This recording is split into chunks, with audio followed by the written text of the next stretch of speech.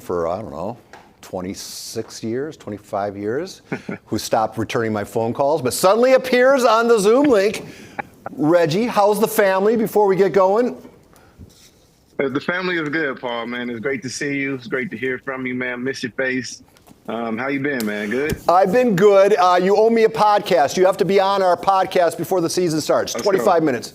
I got you. All right. I got you. No problem. First of all, congratulations on getting your trophy back. You excited about that? Thank you. Is it in your possession now? 100%. Absolutely, it's in my possession.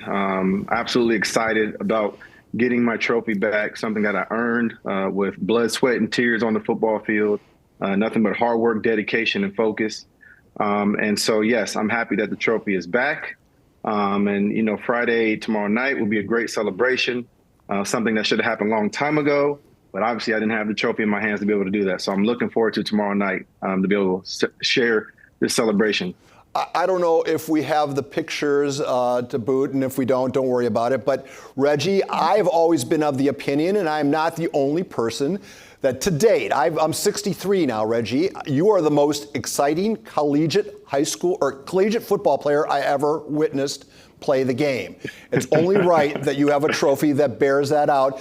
And while it's not as significant Yes, as the sir. one as we're seeing as the Silver Pigskin, I'm sure it's on the next rung, right? Absolutely, absolutely. You know, the Silver Pigskin always has a place in my heart, in my house. You know, that's where it all started. You know, Helix High School, Prep Pigskin Report. You guys used to always put my highlights up there, man. So I was so appreciative of that because that just allowed, you know, people in San Diego to be able to see who I was and what I was about. All right, so Friday, tomorrow, people are we have a mutual friend in Rolly DeRuthia. What's his involvement in all this? And I know I saw the incredible artwork he put together for you on commission. Man, that's just an amazing piece of art. But how is he involved in what's going on Friday? Well, me and Rolly have known each other since high school for a very long time. And so we'll be celebrating the party at Oxford nightclub at Pendry Hotel. And Rolly is obviously a part of, you know, helping me put that together. But very appreciative to Pendry Hotel for putting this on, one of my favorite hotels to go to downtown San Diego. And the Heisman Trophy will be there. People will be able to take pictures with the Heisman Trophy as well, in and outside the nightclub. I think we're going to even have a putting contest inside the nightclub. And if you beat me, you'll get to win my entire collection, the Travis Matthew collection that I just dropped. We've got a new drop coming out as well in September, so you'll have a chance to win that. So it's going to be fun. It's going to be a great celebration, Paul. Are you going to be there? Well, you know what? I thought I'd be a smart aleck and show up with the Silver Pigskin Trophy and put it right next to it. But then that would defeat would defeat the whole purpose. You'd get mad at me, and it'd be another 20 years before I talk to you. Reggie, we glossed over. Tell me about the clothing apparel line. What are you doing there? Yeah. So I launched a new golf clothing line with Travis Matthew. Very excited about it. We had drop number 1 that came out about a month, 2 months ago. And we have drop number 2 coming out first or second week of September. But this was, you know, my baby. This was something I have been working on for a while with Travis Matthew. I've always been a huge golf fan. Everybody who knows me knows I love to golf. And this is my opportunity to be able to bring my creativity to the golf clothing industry, which I believe this is an industry that really, really needs some help.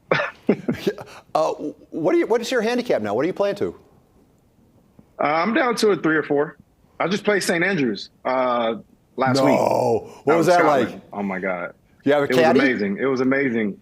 I did have a caddy, absolutely, and you know, obviously walked the entire course. Just amazing to be able to be out there, nostalgic to be able to hit some of those shots that you see some of the pros hitting. I had to hit a shot off of a tee over the hotel. And anybody who knows who's watched that tournament, you know that shot that all these pros have to hit over the hotel in hole 17. And so it was fun, man. It was exciting. But I did that with Travis Matthew. And so Travis Matthew now has a store, their own store, right on the first tee box of St. Andrews Old Course. Hey, would you do me, after this is over, will you send me some pictures of your outing there so I can put it up on Instagram over that soundbite? Absolutely, will do. Yes. You still have my number?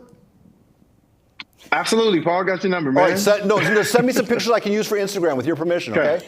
I got you. Before I let you go, got you. can I talk a little football with you? Yep. Yes, let's do it. First of all, the state of college football right now, after all the hubbubaloo and now things like the transfer portal and this, that, first of all, now you're a Big Tenner.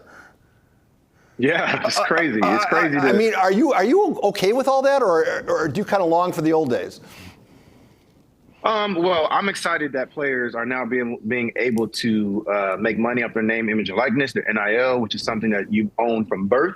Only in college football was the only place where you were, for some reason, not able to monetize off of that. And then now, also, most recently, we saw the settlement of the NCAA for $2.8 billion, and now college football and basketball players will be paid as employees, which I think also is important because you got to think, when I was in college, we were broke. We had nothing at all. And so, a lot of these universities are making millions and millions of dollars over, and the athletes are the one bringing the money in. And so it's only fair and right that these athletes who are sacrificing their body and limbs on the football field, getting concussions and limbs broken and torn ACLs and stuff like that, it's only right that they have an opportunity to make money off their name, image, and likeness, and also be paid for their services as well, which I think is very important to note. And so for me, I love the direction that college football is going, because this is something that should have always been there, honestly. And that's what this entire thing has been about, is the exploitation of college and basketball athletes. And now these athletes are going to be able to make money the right way. So then why do we need the NC2A anymore then? I mean, it seems like we don't. Yeah, we don't. Cut out the middleman. Let the schools negotiate. Absolutely. And all right. And then let's go just quickly to the NFL. I just woke up to the fact that now, the NFL rules have been tweaked. First of all, I don't know. Have you watched any practice video on NFL? They're all wearing those kazoo helmets for prevent concussions, and then they look like Fred Flintstone, the kazoo. And now the kickoff or onside kicks, you have to declare. The game I know is going the way of the dodo bird, Reggie.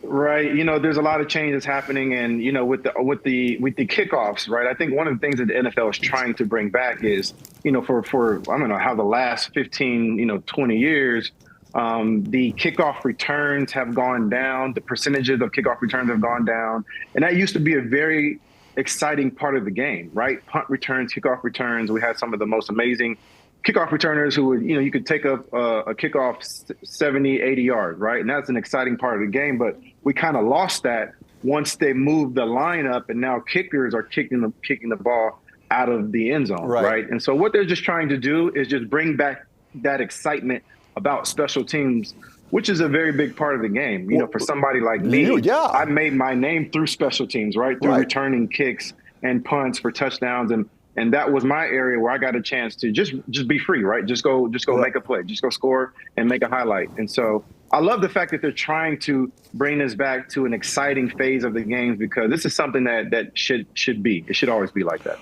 All right, Reggie, I have to call it a conversation. My partner in crime here wants to know, did you beat Steele Lafferty? At St. Andrews. At St. Andrews. Oh, I don't know what Steele shot. I shot 77. I don't know what Steele ended up shooting. Did you count everything, though? How many mulligans? Mulligans for Steele or for me? No, for you.